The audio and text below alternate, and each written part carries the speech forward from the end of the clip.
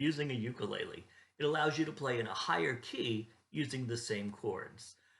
For instance, let's say that you're trying to play and sing You Are My Sunshine in the key of C, and it starts on You are my sunshine, you, and that first note feels too low for you.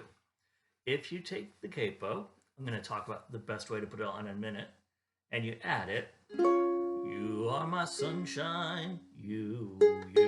That's easier to hit for me because that's a really low note. You are my sunshine, my only sun. Oh, that's the best one for me. You are my sun. So when I was here, I still played this, which looks like a C chord, and this, which looks like an F chord.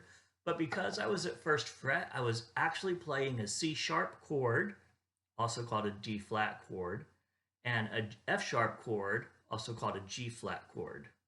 When I put it here and I played what looks like a C, I was actually playing a D chord. And if I was to slide up one more and play what looks like a C, I would now be playing an E flat chord. You are my sunshine, my only sunshine. You make me happy when skies are gray. So the capo literally gets put on all of the strings, and it does not go exactly at the fret. That would be bad. It goes before the fret, and it bends the strings against the fret. That's the same thing your finger does when you press a string. And what that's going to do is reset. As far as you're playing now, those don't exist. This acts like the nut. The white piece up here is the nut. So this becomes fret 1, fret 2, fret 3, fret 4, fret 5. If you are using any little dots to help you know where to play things, that doesn't work anymore. So if you're in real beginner mode and you have some little dots, pick them off. Pick them off. We have to be able to play without the dots. So if I'm going to do an A minor chord at this capo, this happens to be what we call capo 3, I would have to go to string 4, 2nd fret. Now you're like, the 2nd fret's back here. But when we use the capo, we're resetting. So here's open, 1st fret, 2nd fret, A minor. C has to be 3rd fret. A lot of people, when they first start playing with the capo, really mess up that C because it feels so much closer to their body, to their stomach. They want to do here or here. It has to be the 3rd based on the new counting.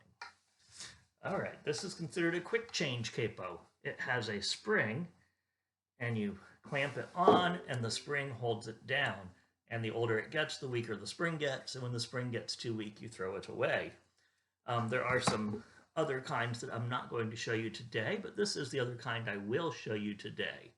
And this one has a screw. This is not as quick to change, but once you put it on, it's probably going to stay better. So I'm going to put this one at capo 2, and I'm going to take the screw, and I'm going to tighten it until that's putting some pressure there. Now, I don't need a death grip on it. I just need it to stay in place. See, right now it's staying in place. I could go super tight, but I don't need to. If you put it on and when you play it doesn't sound like it's in tune, then you need to tweak it. It is possible for these capos to really throw your instrument out of tune. So the number one reason that we use the capo is to make it in a better key for the singer. If you're ever playing with a band instrument, a trumpet, a flute, a clarinet, a saxophone, a trombone, they tend to play in flat keys, and ukuleles don't often play in flat keys because it's not done with the easy chords. So if we're actually needing to play in like the key of E flat, you would quite likely be playing at capo 3, and that would make the sound of the E flat chords and A flat chords and B flat chords without having to play all of those hard chords. So that's a quick demonstration and summary of capos on a ukulele.